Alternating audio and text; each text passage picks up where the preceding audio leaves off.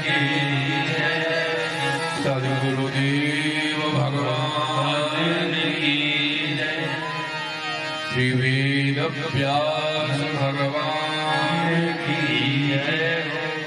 श्री सुखदेव भगवान की श्रेणुका मैया की श्री जमदग्नि भगवान की श्री परशुराम भगवान की श्री निर्वाण गुरु जी महाराज की सब संकर की सब भक्तन की जय जय श्री राधे जय जय श्री राधे जय जय श्री राधे।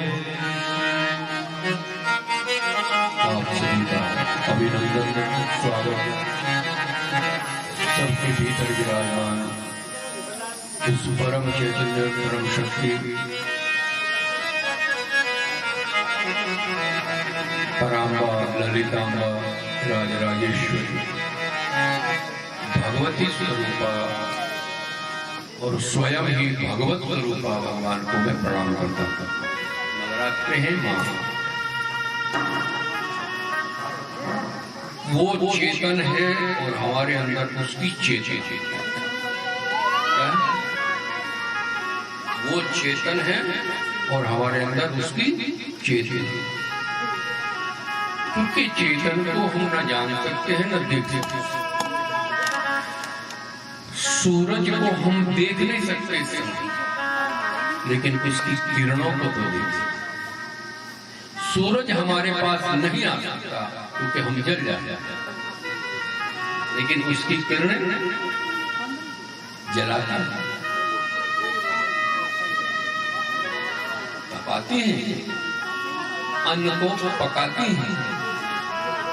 सूरज नीचे आया तो ऐसी वो चेतन पुरुष वो ब्रह्म निकट आया है तो उसको देख नहीं सकते क्योंकि हमारी आंखों में इतनी ताव नहीं।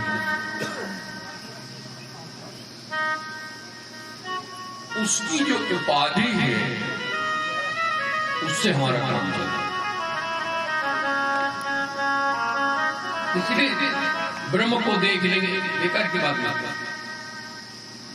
उसकी कृपा उसकी करुणा यही हमारे लिए उतनी हमारी शक्ति है। उपाधि क्या है इसमें थोड़ा सा चावल पकता है, आप रोज पकाते हैं, चावल कहाँ से पकता है? कहाँ से पकता है? उत्तर देना पड़ेगा, मैं कहता वैसे नहीं करता। साफ सी बात है।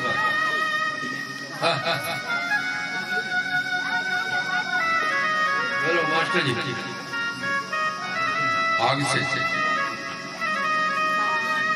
पानी से चलो आपको जगाना होता है इसलिए प्रश्न देखो। चावल पकता उपाधि से, आग से नहीं। आग में चावल रखते तो जल जाएगा। तो आग की जो गर्मी रूपी उपाधि है उससे पतीला पहले गर्म होता है। बोलो, पतीले में जो उपाधि है वो चली गई पानी में, फिर पानी गर्म हुआ और फिर चावल गर्म हुआ, उबल गया। डायरेक्ट अग्नि से तो नहीं बोलते। बोलो,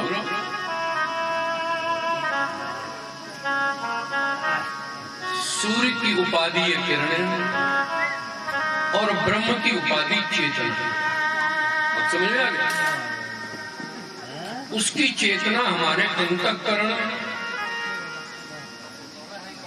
और वो उपाधि हमारी इंद्रियों, आंख में गई देखने लगी, कान में गई सुनने लगी, नाक में गई सूंघने लगी, पैरों में गई चलने लगी।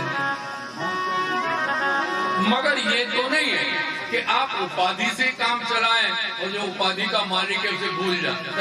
वो तो ये रहा ना, क्यों? उसी की गर्मी, उसी की हवा, उसी का पानी। उसे क्यों भूल गए? भूलते बस यही तो। और यही हम कल से कह रहे हैं, कथा सुनना मगर उस जिसकी वो अधिष्ठान कहते हैं, तो क्या कहते हैं? शब्द तो जटिल है। अधिष्ठान, आधार। जैसे ये मेरा इस समय अधिष्ठान है, क्यों? ये गिर जाए तो मैं भी गिर जाऊंगा, ये आधार है। तो सारे जगत का आधार परमात्मा, हम उसे भूल जाते हैं। कबीरदास जी बैठे थे तो किसी स्त्री को उसके पति ने या उसके किसी प्रियतम ने नथनी दी। यानी पहनते शादी में पहनते नथनी दी, बढ़िया जड़ाओ, धीरे जड़े, सहेलियों के साथ जा रही है। देखा मेरे, उन्होंने दिए कितने की? 50,000।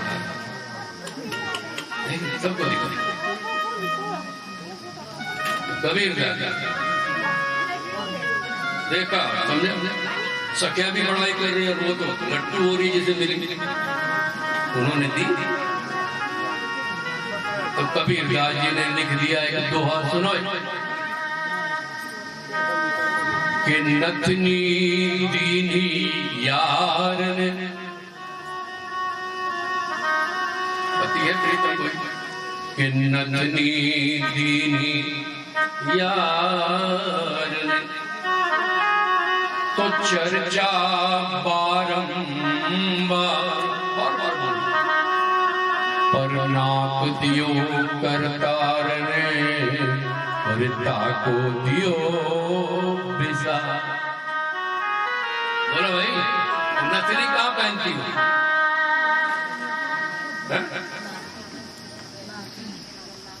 नाक गदों से लाई करी, नान से। तो नथनी पहनो, मना नहीं करता हूं, लेकिन जब से मैं डालने लगूं तो कहो प्रभु, यदि तूने नाक न दिया होता तो मेरे चेहरे पे नथनी नहीं सी। कुंडल पहनो, कौन मना कर? बढ़िया पहनो। एक कुंडल जब डालने लगो, एक बार उसे याद करो, प्रभु ये कुंडल ना, कान ना हो, कुंडल। मैं चश्मा लगाता हूँ तो याद करता हूँ प्रभु कि प्रभु ये दो ना लगाए हुए, तो चश्मा काना। पहले लोहार से 2 कीले हुआ, नट बोल्ट उस पर टिकाता था। अब एक नट बोल्ट यहाँ पे टिका होता, एक पेच यहाँ लगा था, तब बस पहनना बड़ी प्रभु का शरीर सच खूब सच के, मगर लोगों को दिखाने के लिए नहीं, इसमें मेरे प्रभु रह गए, ये सबको सुंदर दिखाई दे। मगर इस मंदिर का मेन गेट वो सड़ा हुआ है, तो कपड़े बढ़िया, गहने बढ़िया, और थोबड़ा लटका हुआ। थोबड़ा समझते? इस पे उदासी तो सारे गहने बेटा, क्यों? कपड़े बढ़िया ना हो, गहने बढ़िया ना हो, और चेहरे पे प्यार भरी मुस्कुराहट हो, देखने वाला खुश हो, इसमें कुछ गिरता। आइए, कल सुखदेव जी का जन्म हुआ और सुखदेव जी इतना सुंदर रूप, क्योंकि तद रूपेण ये शब्द आया कल जो है, तद रूप भगवान का ही रूप है, ब्रह्मा ब्रह्मा का ही रूप है, नारद जी, और उसी ब्रह्म का रूप है व्यास जी, और उसी ब्रह्म का रूप है शुक जी। वर्णन आता है, हमने चिंतन किया कि सुखदेव जी और श्याम सुंदर एक जैसे, वही फर्क इतना है, कन्हैया फुल ड्रेस में और वो नंग धड़क, क्यों? होश ही नहीं चलती।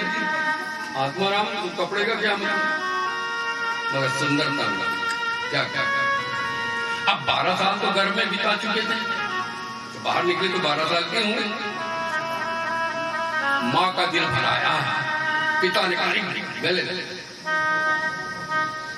यम प्रवजन्त मनुपेतमपेत कृत्यम द्वैपायनो विरह कातर आजुहा पुत्रेति तन्मयतया सर्वोभिनेदु तम सर्वभूत हृदयं मुनिमानतोऽस्मि। बोलो सुखदेव भगवान।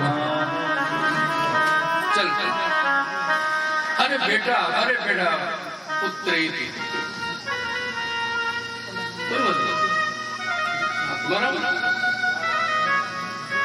पीछे पिता जा रोते काफी आगे निकले तो कहा बेटा रुक तो सही, तो पलटे। यहाँ नहीं, देवी भागवत में दोनों का वार्तालाप। मुझे क्यों रोक रहे हो, क्या करना? लेकिन यहाँ तक तरवो भी नहीं, वो नहीं बोले, पेड़ बोले। आप कहोगे जी पेड़ बोलते हैं, कल मैंने क्या कहा? बोल्ड भी बोलते हैं, पेड़ भी बोलते हैं, पत्ते भी बोलते हैं, फूल भी बोलते हैं, हर चीज बोलती है, सुनने वाला चाहिए। उसके इशारे हर जगह। दूसरी बात, जो आत्मा राम हो जाता, जो आत्मा को जान लेता, वो सब जगह समा जाता। उसकी आत्मा सब करता, जहां वो चलता, पेड़ों में, पौधों में, सब में उसकी आत्मा प्रवेश करता, कहीं से बुलवा। संत ज्ञानेश्वर की कथा कहीं आपने सुनी होगी। तो ज्ञानेश्वर छोटे थे, बड़े विद्वान थे, ब्रह्म ज्ञानी, तो उनके विरोधी भी उतने होंगे, क्योंकि जो जितना ज्ञानी होता है उसके विरोधी भी उतने होंगे। इसमें कोई डरने वाली बात नहीं, हमें पता। शास्त्रे वादी भयम गुणे फल भयम। आप में गुण ज्यादा होंगे तो आपकी बुराई करने वाले भी उतने ही होंगे। आप में गुण होंगे तो आपकी निंदा करने वाले, आपको नीचा दिखाने वाले भी उतने, हर जगह होगा। स्वाभाविक ऐसे कोई डरने वाली बात नहीं। मगर आत्माराम होता है, ना वो किसी की निंदा की परवाह करता है, ना किसी की प्रशंसा से खुश हो। ध्यान है ना? हाथी होता है ना, हाथी तो मस्त चलता, मस्त।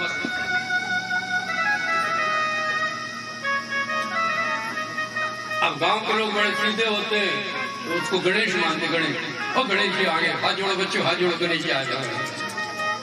मगर 10 कुत्ते पीछे पीछे, आगे नहीं आते कुत्ते, पीछे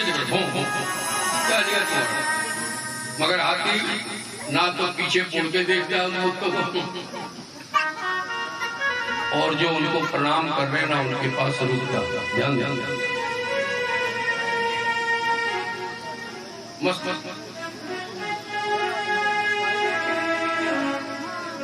राम जी जब धनुष उठाने चले,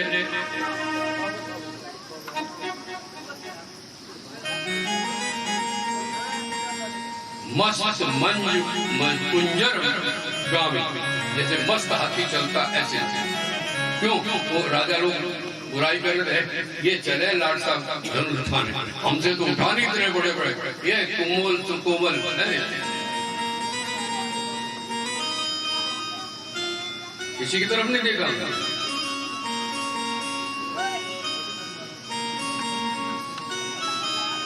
तो सुखदेव जी वही है, आत्माराम है। अब पेड़ों से आवाज आ जाए। अब यहाँ लोग शंका करते पेड़ से आवाज आ सकती है। ज्ञानेश्वर की बात बता रहा था, तो किसी विद्वान से बहस हो गई, पहले जी आप आत्माराम करते हैं, तो सब में आपकी आत्मा है। बिल्कुल, मेरा परमात्मा सब में, तुम में, सब में है, सब में। तो वहां एक भैंसा खड़ा था, भैंसा। पहले कहते भैंसा, इसमें भी आपकी आत्मा, सब जगह मैं कह रहा हूँ, गधे में भी, भैंसे में भी, सुअर में भी, मुर्गे में भी, बकरी में भी। पहले तो ये भैंसा वेद मंत्र बोल सकता, कहने लगा हाँ। अब उन्होंने अपने मंत्र पढ़ा और भैंसा बोल रहा,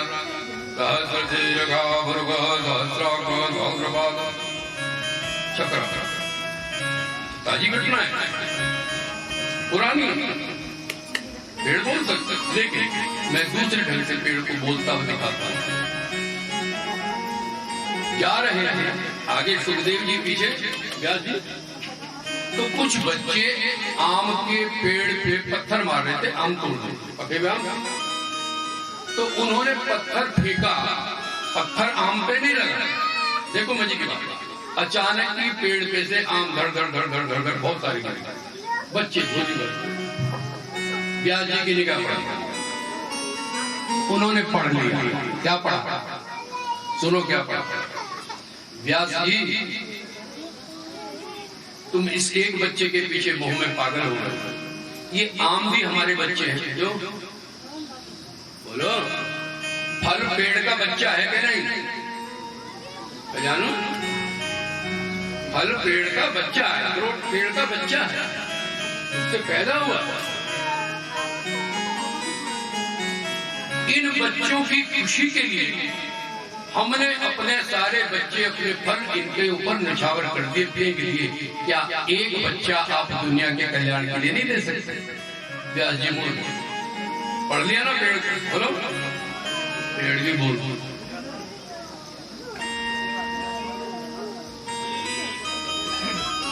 पत्ता टूटा पेड़ से, ले गई पवन उड़ाए, अब के बिछड़े कब मिले। उड़ता हुआ पत्ता क्या बता रहा है कि दुनिया में ऐसे ही संसार के प्राणी भी आते हैं, पक जाते हैं, सूख जाते हैं, टूट जाते हैं और उड़ते दोबारा पेड़ पे आके नहीं लगेंगे। इसलिए मोह मत करो। ज्ञान है कि नहीं? देखा तुम्हारे पत्ते को कभी ध्यान दिया? ये है, ठीक है। तो तरवो भी नहीं दूं, मैंने एक ही व्याख्या की है। चलेगा, सुखदेव जी को छोड़िए, प्रश्न हम लेते हैं परीक्षित का। ऋषियों ने पूछा सूत जी से, महाराज आपने सुखदेव जी का जन्म बताया, बड़ा अच्छा लगा, लेकिन वो परीक्षित कौन था जिसको सुखदेव जी ने कथा सुनाई और 7 दिन में उसकी मुक्ति? उस परीक्षित के जन्म से लेकर कथा श्रवण तक हमें बताइए। ये प्रश्न में अपने आप बनाने का। सूजी ने कहा, तुमने बड़ा अच्छा प्रश्न किया। महाभारत का युद्ध 18 दिन चला। कितने दिन? याद रखो, 18 दिन। और उसमें 18 अक्षौणी ही सेना मौजूद थी।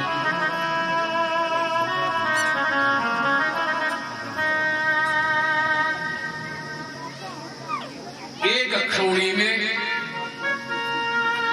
2,80,700 सैनिक निकले। 18 में कितने तो जोड़ गए। ये प्रश्न एक बार भंडारी जी ने, अपने ऊपर वालों ने, बेनू में कथा हो रही थी। बेनू में तो बहुत सारे संत बैठे, तो चर्चा चल गई कि भाई ये अक्षौणी में कितने सैनिक निकले। तो कोई कुछ बता रहा है, तो कहने भाई आचार्य से पूछ क्या हो। भगवान की कृपा से हमारी डायरी में लिखी रहती चीजें थी, तो हमने उनको बताया, उनको पैटर्न बताया क्या है, कभी मौका लेकर दिखाएंगे। तो सब 18 आएगा। तो 17वें दिन की बात, 17 दिन का युद्ध हो गया, कौरव सारे मारे गए, अब केवल दुर्योधन बचा। तो सुबह सुबह द्रौपदी स्नान करने के लिए गई।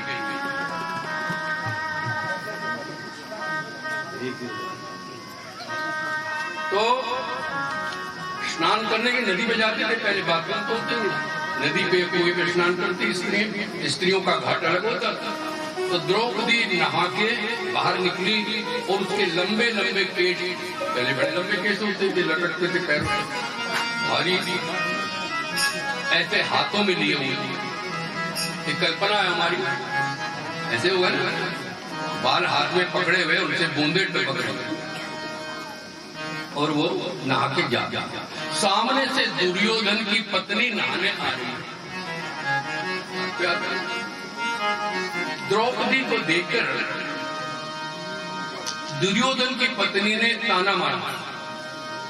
कुछ की आदत होती है चलते हुए चिढ़ना बिना बात, कोई पुरानी बात टोकना, थोड़ा इससे बचिए। उसने कहा द्रौपदी अब तो तुम्हारी जीत होने वाली है, 17 दिनों के हमारे सारे सैनिक मर गए, अब ये तेरी चोटी कब बंधेगी?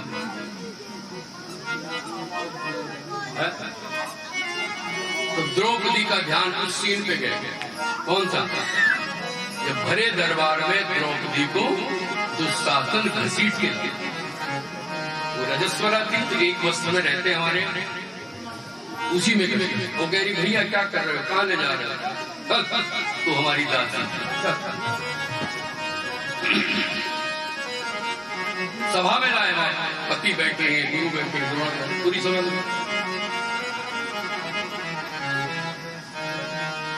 दुर्योधन कह रहा है एक साड़ी जो पहनी ये भी उतार न भी उतार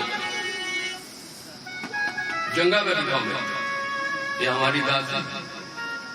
ठीक है, अब वो पहले पतियों की तरफ देख चुप बैठी, क्योंकि हारे हो रहे, गुरुओं की तरफ देख दीजिए, मुनि से कोई नहीं। फिर अपनी कोशिश करी, साड़ी पकड़ी, ना खींची, अपनी ताकत से थी, वो भैंसा इतना बड़ा दुस्ता था, याद आया, बस साड़ी छोड़ दी कि हे गिरधारी, हे गिरधारी, आप भी बोल सकते हैं, हे गिरधारी, बोलो, हे गिरधारी कृष्ण मुरारी, लाज रखो मोरी, हे गिरधारी लाज रखो मोरी, हे गिरधारी, हे गिरधारी, हे गिरधारी कृष्ण मुरारी, लाज रखो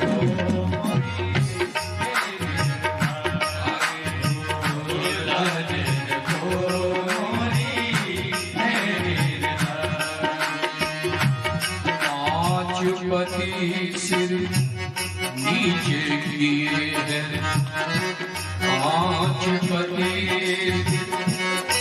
नीचे किए, पांच पति सिर नीचे किए हैं, पांच पति नीचे किए हैं, पांच पति सिर नीचे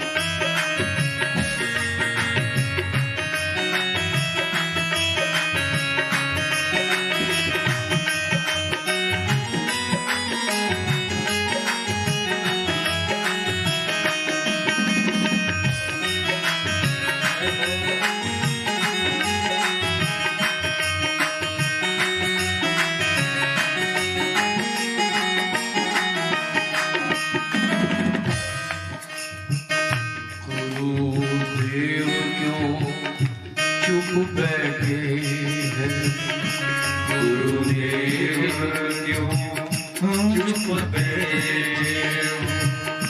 गुरुदेव क्यों चुप बैठे, गुरुदेव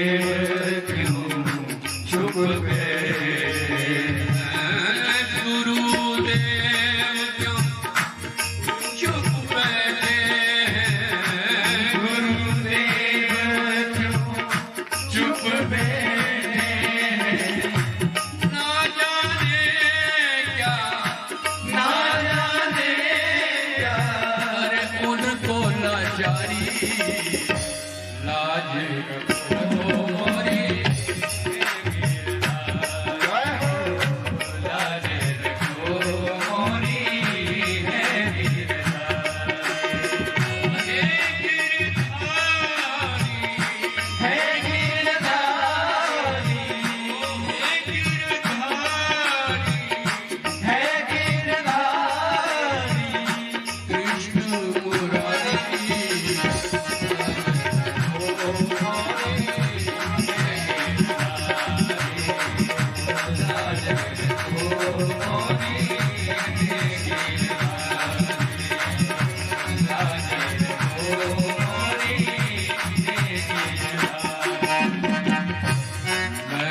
सोची यहाँ एक है अंधा मित्रा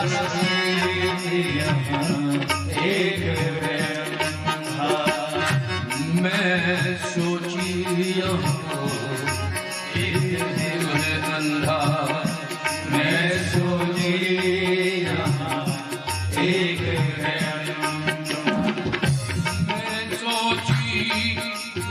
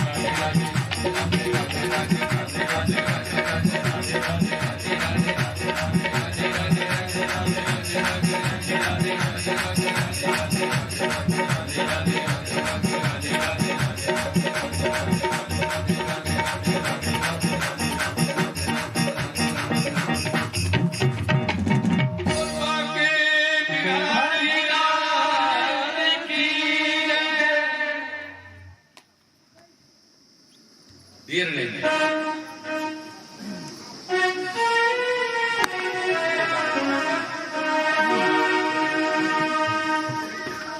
बसन गए आप खुद वस्तु अब वो तो परम है, उसके क्या अंत है बोलो।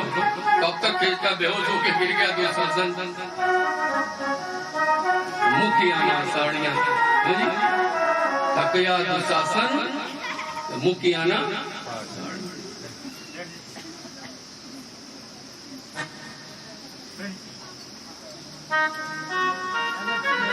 द्रौपदी को चित्र याद, जिसको याद याद आती है, आंखों से झरझर, मगर बोली नहीं, जवाब नहीं दिया, क्योंकि जेठानी ध्यान देना। आज की नारी होती और वो पूछती तेरी चोटी कब बंधेगी, तो क्या जवाब होता? बोलो बताओ, मैं बताऊंगा, तुमने बताओ।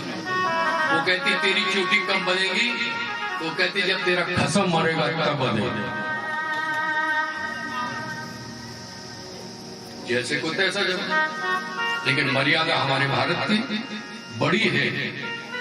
आपसे भी निवेदन है, पलट के जवाब नहीं। यदि आप सही हैं तो उसको महसूस हो जाएगा, आपके चुप रहते अगले को महसूस हो जाएगा गलती मेरी।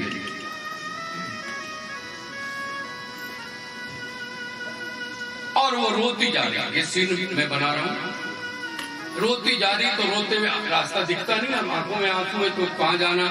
अब ये द्रौपदी का कमरा है, टेंट लगे हुए, ये इधर अर्जुन का बीच में भीम का था।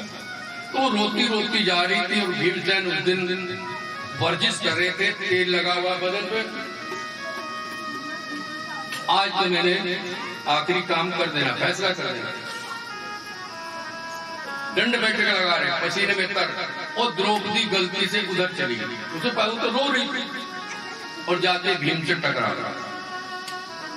भीम ने देखा रो रही, और अपना आदमी जब मिल जाता तो रोना जा जाता। अब जानते बोलो, तब तो फिर हुक्का फाड़ के रोते। भीम रो दी। अरे क्या हुआ द्रौपदी, क्यों रो रही है? उसने कह दिया कि तुम्हारे जैसे वीरपति होते हुए मुझे ताने सुनने। किसने ताना मारा? पहले के दुर्योधन बड़ी बड़ी बड़ी बड़ी बड़ी बड़ी क्या कहा? पहले तेरी चोटी कब बनी? बस सुनते भीम ने कहा द्रौपदी आज ही बनेगी। आज शाम को सूर्य छिपने से पहले तेरी चोटी मैं बांधूंगा, और यदि नहीं बांध पाया तो चिता में जल के मर मर मर। पहले लोग प्रतिज्ञा कि चंचल भुजा भ्रमित चंड गदा विधाता संचूर्णयामि पुरो सुयोधनस्य त्यानामनद्ध घनशोणित शोण पाणि उत्कंसे स्थिति कचास सब देवी भीम कछ कछ कर। आज शाम को सूर्य छिपने से पहले तेरी चोटी मैं काहे से कि दुर्योधन की जांग को फाड़ के जिस पे तुझे बिठाना है उसमें से रक्त लाऊंगा। त्याना वनद्ध घन शोणित शोण पाणि, रक्त से अंजलि भर के लाऊंगा। तेरे बालों में तेल नहीं, दुर्योधन की जंघा का रक्त लगा करके तेरी चोटी मैं। द्रौपदी का बन गया क्या? मगर वो तो बिगड़ गया। क्या कि क्रोध में आदमी अंधा, ध्यान रखना, क्रोध में आदमी अंधा भैंसा हो गया। अब वो उसी तरह तेल लगा हुआ, सीन देखिए हम बनाते किताबों में लिखा हुआ नहीं होता, कल्पना करो, ठीक है ना? तेल लगा हुआ है हाथों में, नंगे बदन है, लंगोटा लगा हुआ है, तेल लगे हुए हाथों से गदा उठा रहा है। आप सोचोगे एक मन की गदा तेल लगे हुए हाथों से संभलेगी क्या? तो फिसलेगी ना। नंगे पैर चलते, अरे नहीं कहाँ जा रहे हो? कपड़े तो पहन लो, जूते तो पहन लो, बोले मत, क्रोध बस बहुत हो गया। चुप चुप, आज मैं काम फैसला करके। अरे वहां पांव कट जाएंगे, तलवारें पड़ी होंगी युद्ध में, त्राण कवच बुलेट प्रूफ वो कुछ तो पहनो, बोले मत धमका चल चल। और वो दौड़ी दौड़ी गई कहाँ? युधिष्ठिर जी। अरे भैया को रोको, भैया को रोको। अरे क्या हुआ? क्रोध में भर गए और नंगे बदन, बदन पे तेल लगा हुआ, गदा फिसल रही है और कह रहे हैं तो दुर्योधन को, अरे रे तुम मरे, क्योंकि दुर्योधन भी गदा युद्ध का मास्टर था, बलराम से युद्ध सीखा। अच्छा योधन था, नाम तो सुयोधन था लेकिन काम गंदे थे इसलिए उसको दुर्योधन कहने लगे। नाम सुयोधन था तो बढ़िया योद्धा था, तो गड़बड़ हो गई। अब युधिष्ठिर जी और अर्जुन चारों भाई, अरे भीम पहले बोलो मत।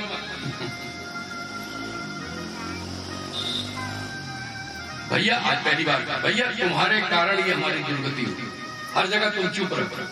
जब द्रौपदी को छुआ था मैं तो तभी उसकी गर्दन तोड़ देते, तुमने मेरा हाथ पकड़ा।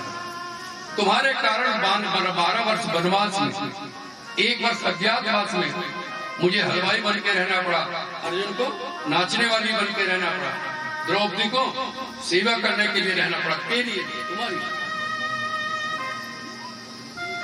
आज नहीं समझ भैया ये पागल हो गए। अब वो चले, अब किसी ने जाके दुर्योधन को बता दिया, क्योंकि जासूस तो दोनों तरफ रहते हैं, भारत के हमारे वहां उनके यहाँ। किसी ने जाके दुर्योधन को कहा, रे दुर्योधन जान बचा भाग। क्या हुआ? भीम गुस्से में आया और यूं कह के निकला है, आज सूर्य छिपने से पहले तुझे मारेगा, तेरी छाती फाड़ेगा, टांगे तोड़ेगा और तेरा रक्त निकाल के लेगा। अब कोई खानी साथी, अब पहले तो बहुत द्रोणाचार्य, भीष्म, इतने नाम के, आज कोई नहीं बचा, इकला तो निराश तो होगा। छल कपट वो पहले से करता ही आ रहा है, तो उसने कहा ये छल कपट आज और करते हैं क्या, मैं यदि शाम तक छिप जाऊं कहीं भी मिलूंगा नहीं, और भीम अपनी प्रतिज्ञा का पक्का है, वो जल के मर जाएगा। क्यों जी? और भीम भले कैसा था, लेकिन सारे भाई भीम को बहुत प्यार करते, पेटू था ना, पेटू क्यों, अपना खाना भी याद अच्छी तरह खाता, अपना खाना दे दे, क्योंकि जो हमारे बच्चा शैतान होता तो प्यार भी बहुत करते हैं, तो भीम को प्यार बहुत करता। तो दुर्योधन ने प्लान बना रहा, प्लानिंग कि वो जलेगा तो युधिष्ठिर तो पहले जल जाएगा, वो भी पूज जाएगा आगे, और अर्जुन युधिष्ठिर को बाप ही मानता है, वो भी पूज जाएगा, और नकुल सहदेव वो तो मेरे दो थप्पड़। प्लान बना रहा है, जैसे तुम बनाते हो फिर यूं कर देंगे उसका, फिर यूं कर देंगे। प्लान बनाने में कोई दिक्कत नहीं, मगर ईश्वर की इच्छा नहीं होगी तो सारे प्लान प्लेन हो जाते हैं। प्लानिंग करने में घिसता कुछ नहीं, यूं करेंगे, वो मालिक चाहे तो सब काम होते हैं। आइए अब वो सारे बैठे, रे रे नराधम नार की तू है कहाँ अब तो बता। अब वो क्या करे, तालाब है कुरुक्षेत्र में, आप गए हो, समंत पंचक बड़ा गहरा था, अब तो कम हो गया, उसमें समाधि लगा के बैठे। एक ये विद्या होती है हमारे जल में बैठने की, जल में तैरने की भी होती है, पेट के बल लेट जाते हैं, नदी में पड़े रहते हैं, डूबते नहीं। ऐसी प्राणायाम है कुंभक, उसमें गरिमा से वजन करके बैठ नीचे पानी। अब भीम ढूंढता ढूंढता ढूंढता 2 बजे 2:30 बजे 3 बज गए, समझो अंदाजा, रथ उलट दिए, हाथी उलट दिए, मिला। उसने कहा 6 घंटे में नहीं मिला तो क्या मिलेगा, क्यों? उसने जो लकड़ियां इकट्ठी करी, रथ की टूटे हुए रथ और लकड़ पकड़ चिता तैयार, सीन देते जलने को तैयार। इतने में आ गए चारों भाई, भैया क्या करेंगे, बोलो मत, वो कहीं भाग गया, और मैंने प्रतिज्ञा करी कि द्रौपदी की चोटी नहीं बनी तो मैं जल के मर जाऊंगा, मैं आत्महत्या करने जा रहा हूँ। अब सब चुपचाप खड़े तमाशा। द्रौपदी कह रही मैंने क्या गुस्सा दिलाया, ध्यान रखना दीदी, अपने उनको गुस्सा मत दिलाना, किसी को गला गुला काटिया में नहीं भूल जाओ, तुम्हारी ड्यूटी। तो चिता तैयार है, मशाल हाथ में है, सीन देखते रहो, मैं सीन बनाता हूँ ताकि आप वहीं पहुंच जाओ कुरुक्षेत्र। मशाल हाथ में, दृश्य रोके, कभी हमारे श्याम सुंदर आ गए, बोल बाकी वो तो हर जगह है। युधिष्ठिर का कन्हैया इसको रोको, भगवान ने कहा जितना मोटा है इसकी बुद्धि भी इतनी मोटी है, तू तो मजाक में बोलते। अरे अभी मुसीबत तो नहीं आई, अभी 1.5 घंटा शेष है। भीम ने कहा जब 6 घंटे नहीं मिला तो 1 घंटे में कहां से मिल जाएगा। कहने कहां देखा, वहां देखा मत, अरे कहीं पानी के किनारे भी देखा, तो यार को तो सब पता है, बोलो जो सर्वज्ञ है सर्वत्र है, इससे क्या छिपा, तो पानी के किनारे, उसने कहा उधर तो निकल गया, देखते पता तो। अब वो गया तो बाहर तालाब के बाहर जूतियां पड़ी थी दुर्योधन। अच्छा बेटा यहाँ बैठा, अब भीम गदा लेके कूदा, एक तो भीम हुए थे, भीम भारी, ऊपर से मन भर की गदा, पानी मत कछुए मछली, और दुर्योधन भी समाधि में बैठा बैठा बाल पकड़ लिए, कायर यहाँ बैठा, मृत्यु से डरता। दुर्योधन ने कहा मैं मृत्यु से नहीं डरता हूँ, लेकिन 17 दिन हो गए लड़ते लड़ते थक गया था, थोड़ा आराम करने के लिए बैठा था तो समाधि लग गई। भीम ने कहा टेम्परेरी समाधि नहीं, परमानेंट लगाऊंगा। टेम्परेरी समाधि से ऐसी लगाऊंगा घूमेंगे नहीं, खड़ा युद्ध। अब मैं विस्तार नहीं करूंगा। तो युद्ध शुरू हुआ, मन से तो हारा था दुर्योधन, कोई है नहीं, पटक दिया। पहले तो जांघा इसी पे बिठा रहा था द्रौपदी को, बिठा, फिर छाती फाड़ खून लेके भीम को चला। दुर्योधन का यहाँ वर्णन है, दुर्योधन 7 दिन पड़ा, मैं कथा को सीधे जोड़ता हुआ चल रहा हूँ। 7 दिन छोड़ो, उसी दिन की कथा सुनते हैं। वो पड़ा है मगर मरा नहीं, खून निकल चुका, निरक्त महिपा, लेकिन मर नहीं रहा, सांस चल। क्यों? उसे एक वरदान था, ये नई चीज है सुनी। उसको एक वरदान मिला था दुर्योधन को कि जब तुझे बहुत अधिक खुशी और गम एक साथ होता है ना, आजकल लोगों का हार्ट अटैक क्यों हो रहा है? यही बात। अब ये भी खुशी मिली कि 5 करोड़ का फायदा होगा, बोलो। दूसरा फोन आ गया, महाराज आपकी फैक्ट्री में आग लग गई, तो क्या होगा?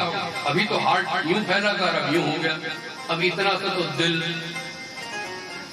नन्ना था मेरा दिल, और वो यूं हुआ, फिर यूं हुआ, फिर यूं हुआ, तो क्या होगा? हटेगा कि नहीं? बोलो, हटते। लेकिन उसको कहा जब तुझे खुशी और गम एक साथ हो, इकट्ठे, तभी तुम्हें। अब गम ही गम है, खुशी तो कोई है नहीं। बोलो, 100 भाई मर गए, बड़े योद्धा मारे गए, कोई पास में नहीं है, सब खत्म हो चुका है, खुद भी पड़ा है, खुशी का कोई लम्हा नहीं है। उसी समय आज तो पड़ा है और प्यास लगी है। जब वो खून निकल जाता तो प्यास लगती है। बोलो,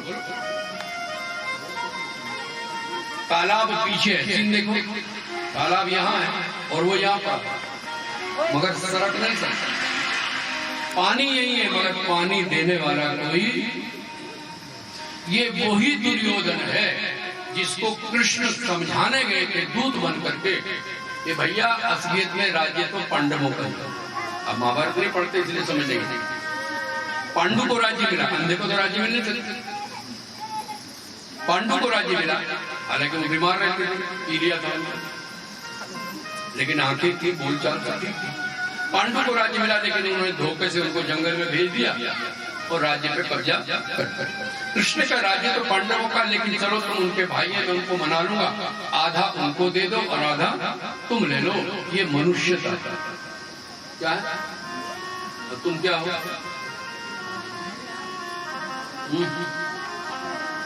क्या हो? ठाकुर?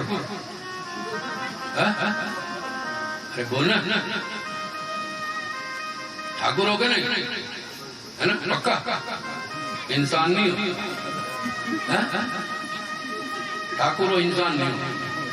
क्या हो? पहले क्या हो? बोलो, बोलो, पहले क्या हो? इंसान। बाद की व्यवस्था है जाति व्यवस्था। न चर्मणों, न मांसों, न अस्थि। ऑफिस में काम करता है तो झाड़ू कौन लगाएगा? कुर्सी कौन लगाएगा? तो सेवक है। एक गार्ड खड़ा है बाहर, क्षत्रिय कोई भी हो सकता, पुलिसमैन है। समझ में आया ना? तो ये श्रम विभाजन है, काम बांट के करना। तभी घर चलता है। एक रोटी बना रही है, एक सब्जी काट रही है, एक ने झाड़ू लगा दी, एक कमाई करके ला रहा है, एक घर की रक्षा। क्या दिक्कत है? लोगों ने इसी बात पे दुनिया में झगड़े हो रहे हैं जाति पे, और आज ये राजनेताओं ने तो सत्यानाश किया। जाति में से भी जाति, जाति में से भी जाति ढूंढ ढूंढ के लाया, ग्रुप बना। पहले कुछ नहीं था यार।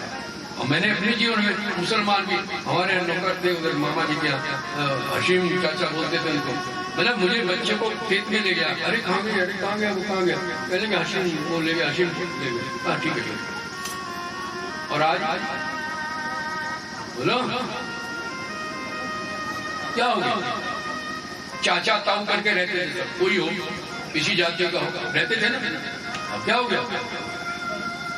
होश में रहो, सबसे प्यार करो, सबको सम्मान दो, जितना हो सके उसके हिसाब से सम्मान देना। वो भी तुम्हारे चाहे शाम सब जानते भाई। दुर्योधन पड़ा है और तो भगवान समझा रहे थे कि भैया उनको आधा दे दो। ये मनुष्यता, ये दृष्टांत मैं बहुत बार दे चुका हूँ, फिर दे रहा हूँ। कि हम 10 दिन के भूखे हैं, अन्न नहीं मिला, अकाल पड़ा हुआ। 2 जानवर जा रहे हैं, एक जानवर तकड़ा है और एक बहुत कमजोर है, और 10 दिन से दोनों भूखे, तो कमजोर तो और भूखा। दोनों को सामने एक रोटी पड़ी दिखाई दी, एक बोलो क्या होगा, कौन खाएगा? जो ताकतवर है वो खाएगा, एक छोटे वाला मुंह लगाएगा, वैसे जान से मार देगा, मैं खाऊंगा। अब 2 इंसान जा रहे हैं, मनुष्य, वो भी 10 दिन के भूखे हैं, रोटी मिली एक, क्या होगा? बच्चे से भी पूछ लो, वो ये कहेगा भैया एक मिली आधी तू खा ले, आधी मैं खा लूं। जब एक मिली तो 2 भी मिल जाएगी, क्योंकि हम आशा पे जिंदा रहते हैं, ठीक है? प्राण तो बच गए। अब एक सीन और देखो, संत जा रहा है, भंडारी जी जा रहे हैं और एक हम जा रहे हैं उनके साथ। भंडारी जी भी भूखे हैं और मैं भी भूखा हूं, 10 दिन हो गए, एक रोटी मिली। अब क्या होगा महाराज?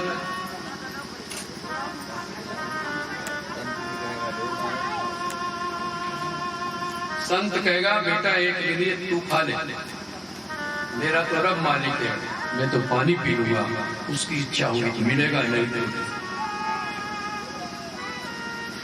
संत दूसरे को अपने सामने मरते नहीं देखते, दुखी नहीं देखते। संत हृदय नवनीत।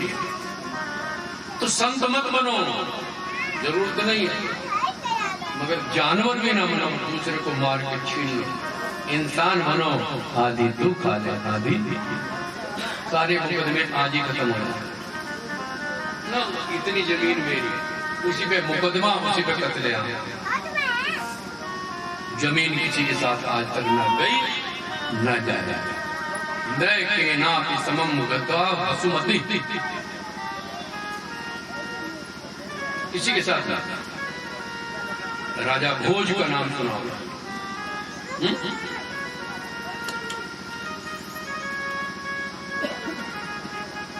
तो भोज उस समय 5 वर्ष के बालक थे, बड़े बुद्धिमान थे।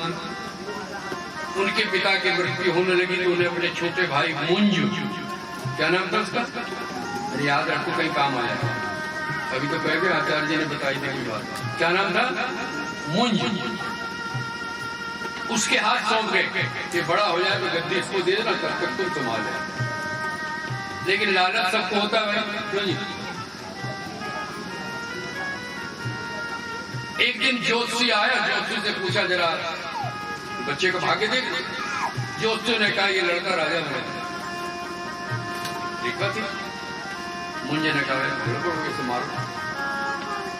अब राजपाट सेना हाथ में थी, तो एक कातिल को, वधिक को बुलाया, कहने इस बच्चे को ले जाओ चुपचाप रात को, और जंगल में जाकर गर्दन काट कर मार दो, और इसकी आंखें भी निकाल के लाना, ताकि प्रमाण हो कि हाँ ये मर गया।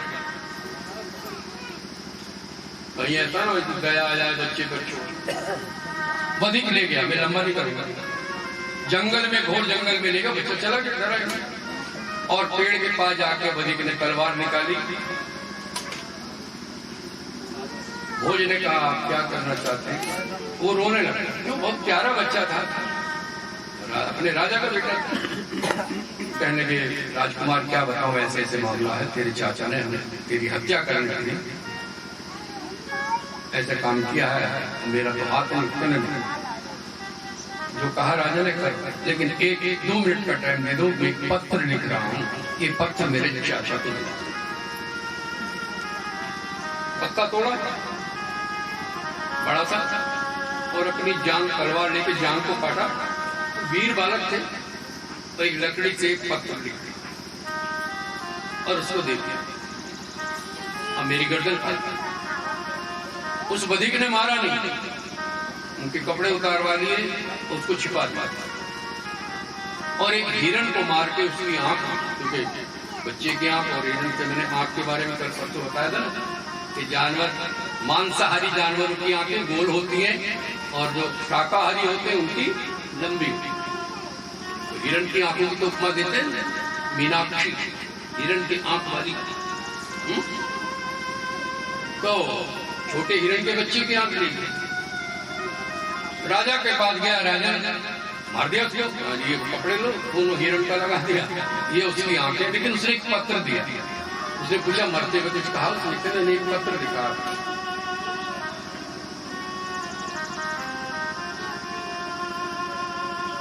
पत्र पढ़ा कि मानधाता, मानधाता बहुत बड़े राजा हुए, पूरी पृथ्वी के राजा।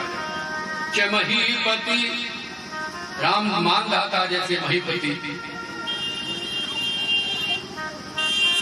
चले गए आगे, सबके नाम है लंबा श्लोक, सारे चले गए बड़े बड़े राजा। लेकिन ये धरती न केना समम गति वसुमता वसुमती मुंजस्वया यासा, ये लाइन का कि किसी के साथ ये धरती नहीं गई, लेकिन चाचा जी मुझे लग रहा है ये धरती आपके साथ ही जाएगा। तभी तो मुझे मार रहे हो, धरती के लिए तो मार रहे हो। मानधाता जैसे बड़े बड़े राजा, हिरण्यकशिपु, हिरण्याक्ष, इनके साथ धरती दे गई। चाचा जी तुम लेके जाओगे लगता है। अब वो रो रहे, बात तो सही थी ना, मैं बच्चे की हत्या कर, अपने भतीजे को मारो जमीन के लिए, मैं भी तो मरूंगा, धरती तो मेरे साथ नहीं जाएगा। इसलिए मारने वाले को सोचना चाहिए कि मैं भी मरूंगा। नहीं बोलो, वो तो दहाड़ मार के रो रहे, अरे रे यार मेरे भाई, मेरे भतीजे को जिंदा करो, हे भगवान मेरे भतीजे को। वो तो सिर पटकने लगा, मेरे से पापा। भतीजे ने कहा राजा क्षमा करोगे? कहने लगा हाँ, तुम्हारे भतीजे को ले आऊं। अरे ले आ, कहीं से ले आ, प्यार उमड़ा, बता दी कि मैंने उसको मारा नहीं राजा, ये हिरण की आंखें हैं, सुरक्षित ला जल्दी। मुंजस खोया यासा, राजा तेरे साथ जाएगा। तो दुर्योधन को समझाया, अच्छा 5 गांव दे दे, सुई की नोक के बराबर भी नहीं दूंगा।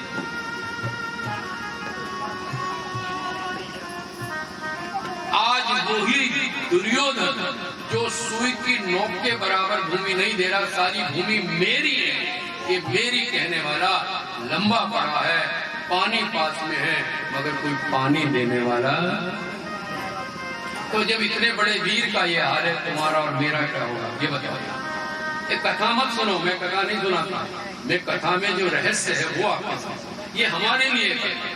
बोलो हमारे साथ क्या हो रहा है? मेरा मेरा मेरा लड़के मर गए, धरती वहीं की।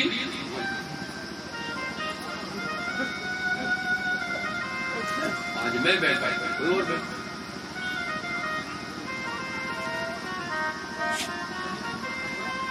तो मेरे पूज्य गुरुदेव का एक भजन में जो गाता हूँ, ये जग सराय, सराय जानते धर्मशाला, ये जग सराय मुसाफिर खाना, इसमें लुभाने की कोशिश न कर। ये जग सराय मुसाफिर खाना, इसमें लुभाने की कोशिश न करना। आए हो घर बेशक रैन बितारो, आए कुछ दिन बेशक रैन बितारो, यहाँ कब जा जमाने। भाई आखिरी रैन आपने बोली, ठीक है ना? बोलोगे? चलो शुरू करते हैं।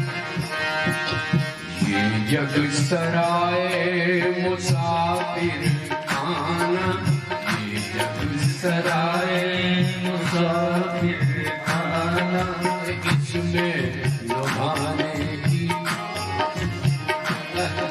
आवाज। मैं बीमार आदमी इतना जोर से बोल रहा हूँ। आए हो घर बेशक रैन बिता लो, आए हो घर रैन बसा लो, यहाँ कब जा जमाने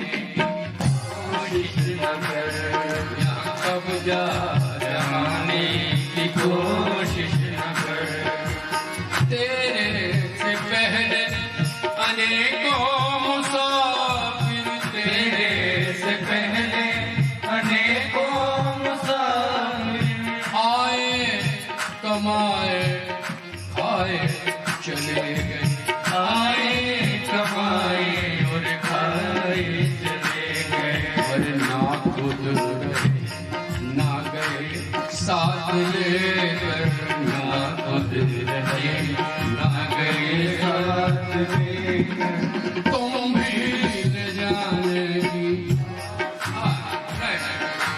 तुम भी ले जाने की कोशिश न करें, आए होकर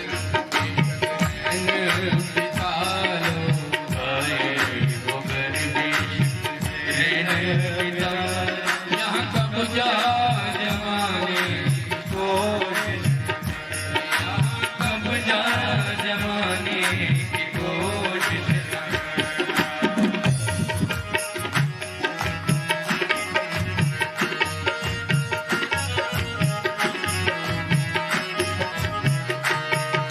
ये दुनिया है दौलत अमानत प्रभु की, दुनिया है दौलत अमानत प्रभु की, बोला था नंगे आए जगत में नहीं कुछ लाए,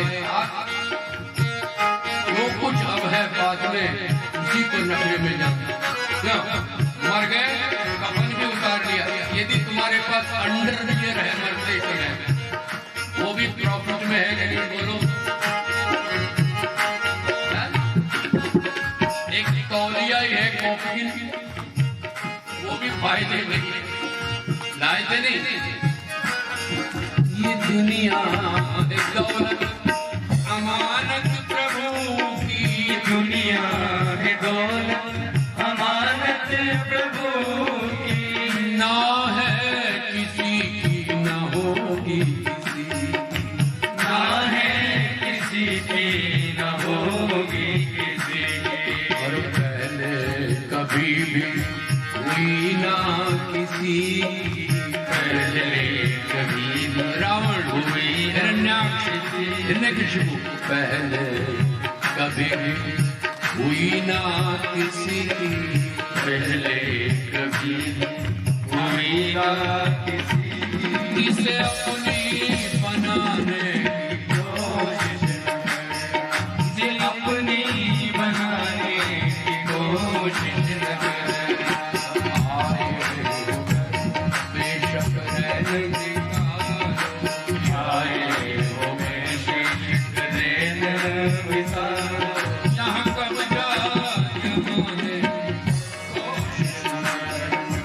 कब जाने की कोशिश न करें, राजा हो रानी पंडित या ज्ञानी, राजा हो रानी पंडित अज्ञानी, योगी कपीश्वर अवतार दानी, योगी कपीश्वर अवतार दानी, अवतार जिन्होंने लिया क्या उसी रूप में है राम? राम सर्वत्र है, लेकिन क्या वो धनुषधारी वैसा ही है क्या भी? सब तो नहीं। कन्हैया जो बंसुरी बजाता था क्या अभी बंसुरी बजा रहा है? हमारे अंदर बजा रहा है, कल बजा है, लेकिन वो तो नहीं है, शरीर छोड़ा के नहीं, नियम वो भी नहीं तोड़, वो है सब जगह, आप भी रहेंगे, ये शरीर नहीं रहेगा। राजा हो रानी पंडित या ज्ञानी, राजा हो रानी पंडित अज्ञानी, योगी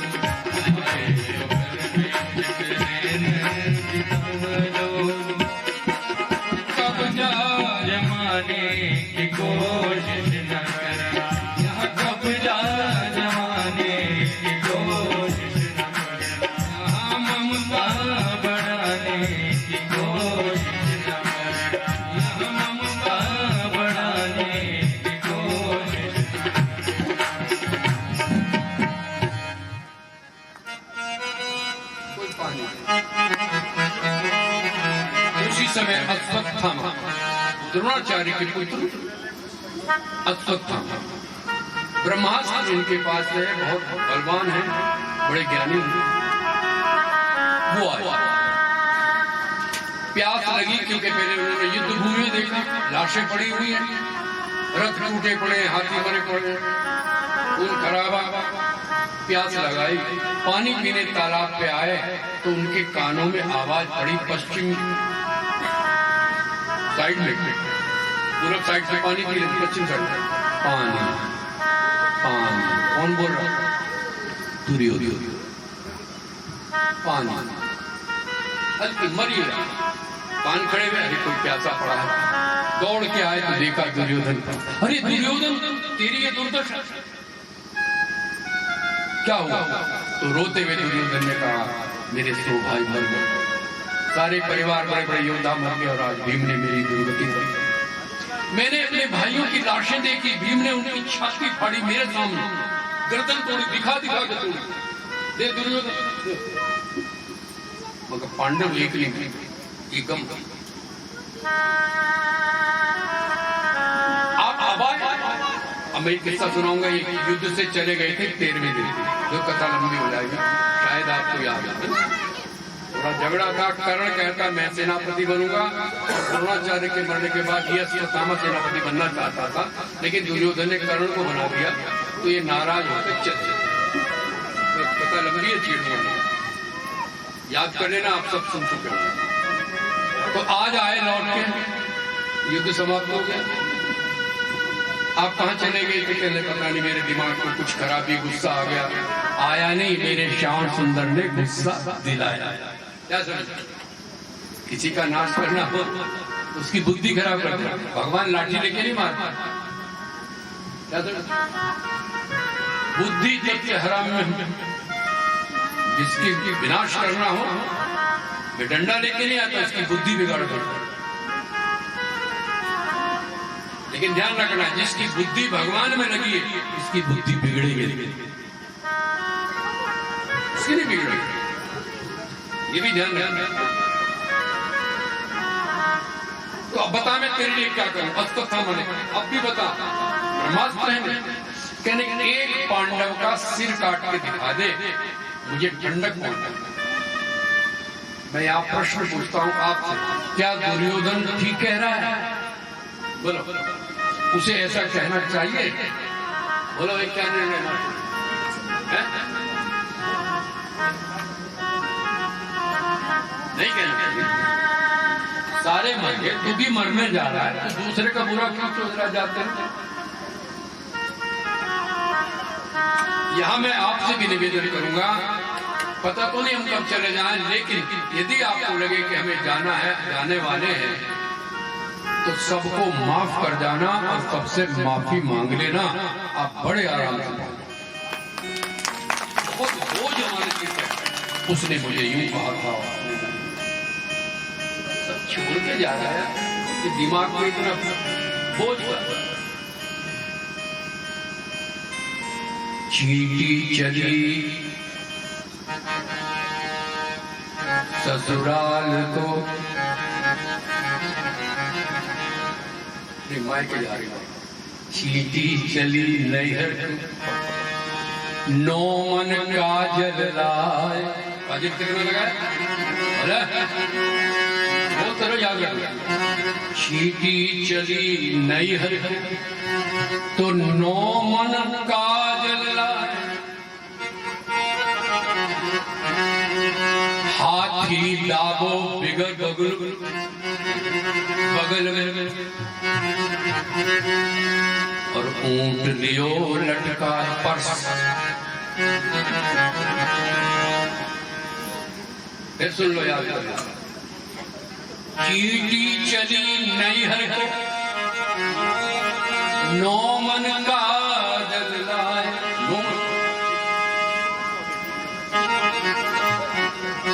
हाथी मार बगल में दाबो, और ऊंट लियो लटका पर्स। आप सोचिए, चींटी कितनी थी? बोलो, नोमन का जल तो आज कितना लगा सकती हो? 1 किलो।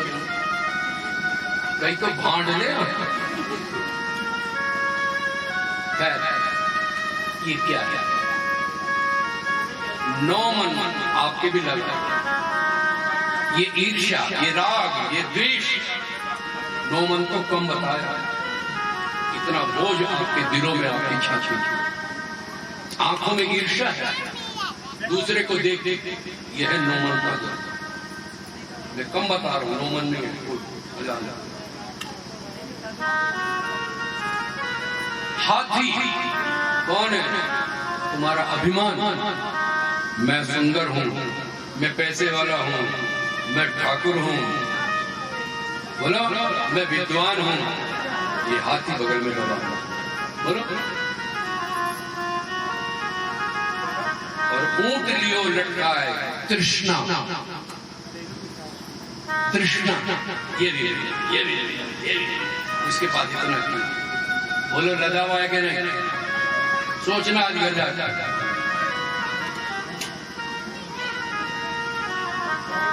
चीटी चली नहीं हर को 9 मन का जल लाए। दुर्योधन ने भीष्म जी को एक दिन कहा, मैंने द्रोणाचार्य को कहा तो अभी सुना। भीष्म जी को कहा कि आप मेरे भाई मरते जा रहे हैं और पांडव एक नहीं मरे। इसका मतलब आप पांडवों से प्यार करते हैं, यानी अपने सेनापति पे अविश्वास। भीष्म ने कहा पगले तेरे कारण हम अपने प्यारों से लड़ रहे हैं, श्याम सुंदर के सामने लड़ना पड़ेगा। शर्म तो आ रही है, मगर तेरा नमक खाया। अरे नमक तो खाया है मगर एक को भी नहीं मारा, किसी एक को तो मारो। जब चढ़ा दिया तो भीष्म ने प्रतिज्ञा कर ली कि कल अर्जुन तो मर गया समझ। उन्होंने एक बाण निकाला, रख लिया और उसमें शक्ति का आह्वान किया। अर्जुन कल मर जाएगा। भीष्म की प्रतिज्ञा कभी झूठी नहीं होगी, ध्यान देना। भीष्म प्रतिज्ञा करे अर्जुन मर जाएगा, बाण ये रखा, दुर्योधन खुश हुआ, हो गया। कल इधर खुश मत हो। जिस समय अर्जुन मरेगा भीम तुझे कच्चा चाहता है, बोलो कल जी फिर फायदा क्या हुआ युद्ध का? मरने का फायदा क्या हुआ जब मैं मर जाऊं? तो भीष्म ने एक बात की, सुनने की बातें हैं, ये काम की बातें बता कि तू तो आशीर्वाद के लायक है नहीं। नोट करो इस बात को, तू आशीर्वाद के लायक नहीं है क्योंकि तेरे मन में छल कपट। और तू अभी अभी अपने गुरु पर, अपने बाबा पर अविश्वास प्रकट करा। बोलो उसे आशीर्वाद देंगे? जो हम पर विश्वास नहीं रखता वो आशीर्वाद देगा हमको? तो फिर कहने कि तू अपनी पत्नी को सुबह 4 बजे भेज देना, उसे मैं सौभाग्यवती होने का आशीर्वाद होगा, तू बच जाएगा। बोलो पत्नी का सौभाग्य तो पति होता ना, तुम कुछ नहीं करते हो, ये ले जाते हैं प्रसाद तुम्हारे लिए, ठीक है? तुम तो अकड़ में रहते हो। महाराज जी तेरी पत्नी को आशीर्वाद दो, 4 बजे भेज दे। चला पत्नी को 4 बजे तैयार हो बाबा के पास जाना, आशीर्वाद। अब इधर का तमाशा देखो। अब वो खबर फैल गई, बाबा ने प्रतिज्ञा की अर्जुन मरेगा। अब डॉन धमकी दे, क्यों भाई जदू में है कोई डॉन है? होंगे डॉन धमकी दे, कल को 50,000 रुपये भेज देना, नहीं तो नींद आएगी क्या? बोलो किस युद्ध हमें प्रतिज्ञा करें तो खलबली मच गई। और कृष्ण का सीन किताब में कुछ नहीं है, हम बता रहे। कृष्ण अपने कमरे में घूम रहे हैं, क्या बाबा की प्रतिज्ञा, और किसी की होती तुम्हें धोखा दे देता, दिया ही द्रोणाचार्य अश्वत्थामा मारा गया, के मरवा दिया, सारा ड्रामा इन्होंने किया। लेकिन बाबा की गोद में खेला हूं, वो मुझे तत्व से जानते हैं।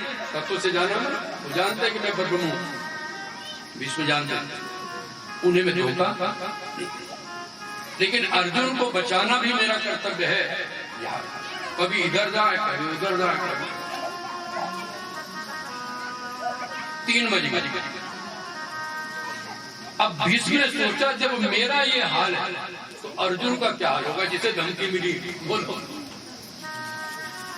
दोस्त का ये हाल है तो जिसे धमकी मिली है उसको तो मरा पड़ा होगा, वैसे हाथ पैरना होगा। और भागे भागे अर्जुन के कमरे में तो देखा जी पैर से लेके सिर तक चादर और शांत पड़ा।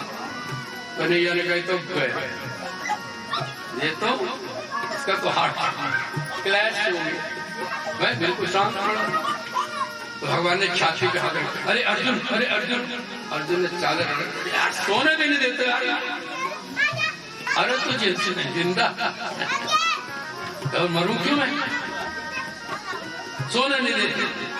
भगवान ने कहा तू सो रहा पड़ा, हमें नींद नहीं आ रही है, तुझे कैसे बचाएं।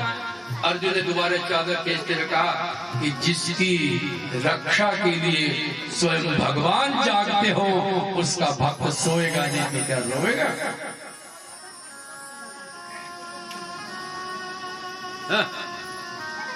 बोलो, जिसे उस पर विश्वास है वो क्यों डरेगा और क्यों रोएगा। तुम जाग रहे तो अपन तो सोएंगे, संत क्यों मस्ती मारते।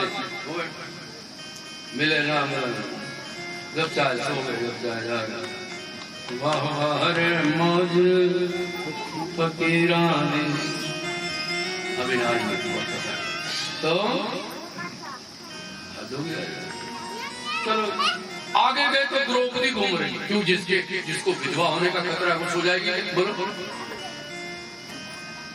बेचैन थे, अरे द्रौपदी सोई नहीं। श्याम सुंदर नींद कैसे आए, कल बाबा ने अर्जुन को मार देने का। और कन्हैया तुम क्यों नहीं सोच। कहने की अब सुनने की बात, ये कृष्ण तुझे विधवा नहीं ले सकता इसलिए जा। अर्जुन की बात, द्रौपदी की भक्ति अलग है, ध्यान देना शब्द देखिए। ये कृष्ण तुझे विधवा नहीं देख सकता इसलिए जा। तो कुछ उपाय सोचा, कहने का अभी तक तो आया नहीं, अब सोचो क्या श्रृंगार करके आप 16 श्रृंगार, सुबह को विधवा हो जाऊंगी 16। कहने जो मैं कह रहा हूँ अब कड़क के बोले तो समझ गई प्रभु ने कोई लीला। अच्छा भक्त समझ आता, फिर वो जिद नहीं करता भगवान के, पहले तो मटक जाते, लेकिन भक्त को चाहिए कि यही मेरे प्रभु की इच्छा हो, वही है सोई जो राम हो। भगवान शंकर चलेगी 16 श्रृंगार, नए सेंट चले। तो वहां तो कच्ची मिट्टी थी, यहाँ टेंट लगे, आगे वो सड़क पक्की थी, उस पक्की सड़क पे सैंडल बोलेंगे वो हाई हील, कितने 4 इंची के 6 इंची 6 लंबो। तो ठक ठक ठक ठक ठक ठक बोले, भगवान तेरी सैंडल ठक ठक कर रहे हैं, कोई जग जाएगा तो बंदा निकल। और उसने सैंडल उतारे, इससे पहले कि द्रौपदी उठाती मेरे श्याम सुंदर ने दोनों सैंडल उठाए और अपने पीताम्बर में, अरे क्या कर रहे, चुपचाप बोले। उस सामने बाबा की, बाबा ध्यान में और अभी उठने वाले होंगे, जल्दी से जाके घूंघट निकाल के मत्था टेक देना, जब तक वो तेरे सिर पे हाथ रख के आशीर्वाद न दे मुंह ऊपर मत कर। समझ बाबा जी उठने वाले थे, 4 बजने वाले। द्रौपदी ने जाके मत्था टीका दिया। अब बाबा ने क्या समझा, कौन आई है,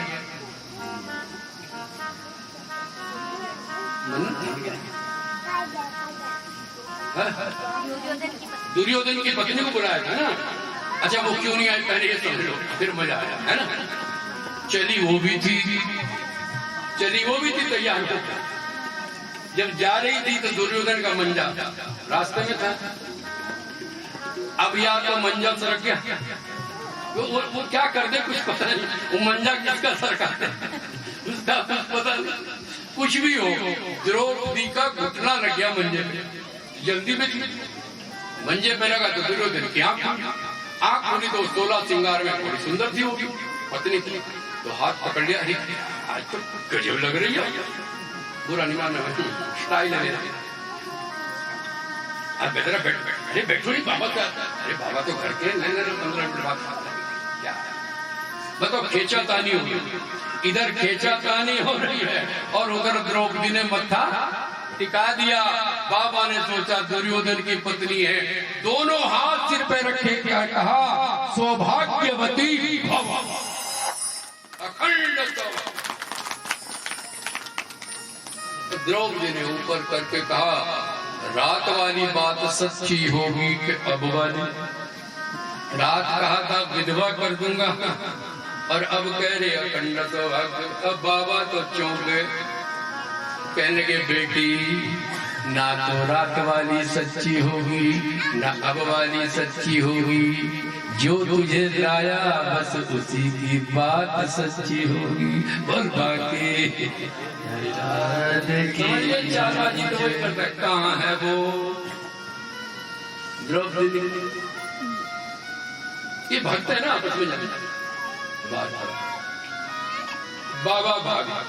अब बाबा के ध्यान से कह रहे कहा रे नटखट छलिया, आज बाबा का बुद्धू बना दिया और शर्म के मारे वो कोने में दुबक देते हैं। सीन देखो मजा आ जाता, कथा ऐसा सुनी सुनाई नहीं। ओ पीताम्बर में जूतियां और कोने में खड़े शर्म के मारे मुंह नीचे किया। बाबा ने कहा ओ छल्लू कल्लू, आज बाबा को बेवकूफ बना दिया, अंदर नहीं आ सकते। रो तो भाग के आता है गोदी में बाबा बाबा। अरे मगर ये बता तेरी बगल में कछुआ मुझे पता छुरा है, छुरा जहर से बुझा। तो जानता है मैं सर्वज्ञ हूँ, यदि मैं ध्यान दे करके द्रौपदी को पहचान देता तो आशीर्वाद न देता, लेकिन अर्जुन को बचाने के लिए तुझ छुरा मेरी छाती में भोंक देता, ये भी करा है उसने कई जगह। यही तो मैं चाहता हूँ कृष्ण, तू मेरे सामने हो और मेरा दम निकले, क्या तेरा दर्शन होता हो और तेरे हाथ से मारना। बाबा कुछ और कुछ हो ही नहीं। अब खींचा चाहनी हुई और जैसे पीताम्बर बाबा ने खींचा और द्रौपदी की जूतियां गिरी तो बाबा तो रो पड़े, जूतियां उठा के सिर पे रख के कहा, कृष्ण जिनकी जूतियां तो सिर पे उठाए गोद में उठाए घूमता है उन्हें कौन मार सकता है। जूतियां मेरा गया नहीं उठाता है जूती। बाबा ने कहा कृष्ण होगा तो वो जो तू मुझे, लेकिन तू उन्हीं के लिए कर रहा, कुछ मेरे लिए भी कर। बाबा मेरे पांडवों के प्राण छोड़ के जो चाहे कहने के लिए मेरे प्राण नहीं चाहिए कृष्ण, मेरी एक ही इच्छा है क्या कि जब मैं प्राण छोड़ के मैं इच्छा व्यक्त करता नहीं, उस वक्त तो मेरे सामने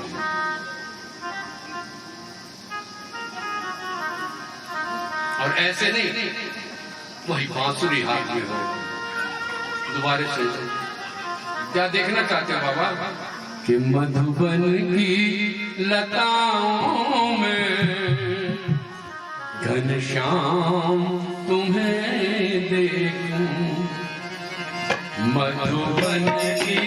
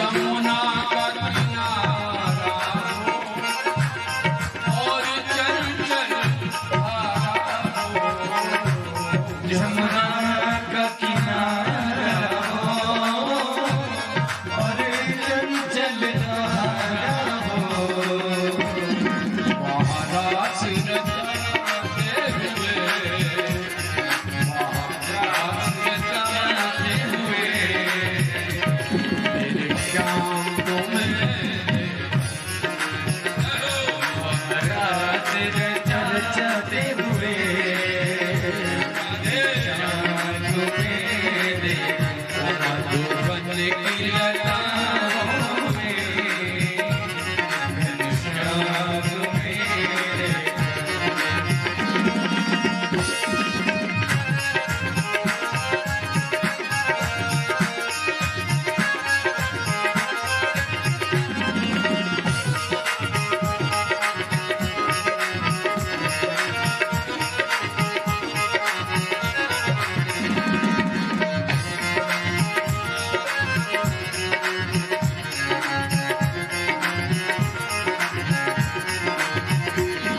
तिरछे हो खड़े नटवर तिरछा हो तिरछे हो खड़े नटवर तिरछा हो मुकुट सिर पर अधरों पे धरे मुरली अधरों पे धरे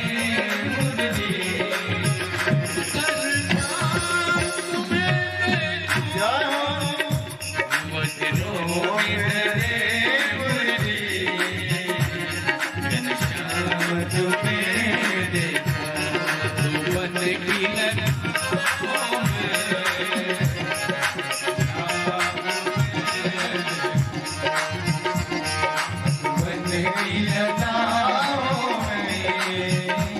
घनश्याम तुम्हें देखा घनघोर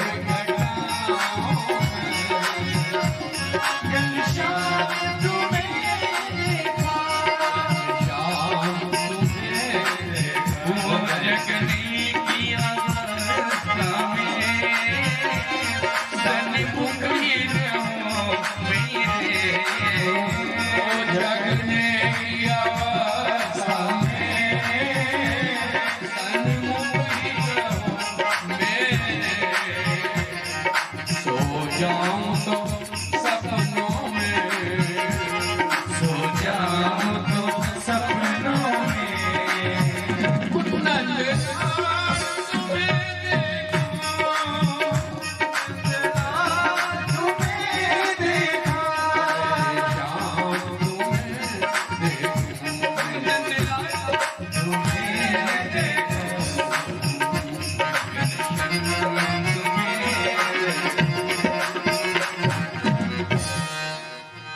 प्रभु मेरी इच्छा है बस एक बार वो मूर्त दिखा देना। भगवान ने कहा के पक्का बात कहीं भी हूं तुम पुकारना, तुम तो सब जगह है, तुम तो जो वहां से चल के आएगा ये दिमाग से निकालो, यही यही तुम्हारा मन निर्मल हो। सत्य को मैं सत्य जानना दीजिए ऐसी नजर, ऐसे नहीं बोल हम असत्य को सत्य मान के चक्कर में पड़ गए। जिस दिन सत्य को समझ के यही मिल जाएगा, कोई झूठ नहीं है। मैं प्रमाण दूंगा, देता हूं, दे चुका हूं, फिर दे रहा हूं। यहां हवा है, बोलो बोलते रहा। मास्टर जी आगे बैठ कर बोलना पड़ा। हवा है, दिख रही है, सांस ले रहे हैं हवा।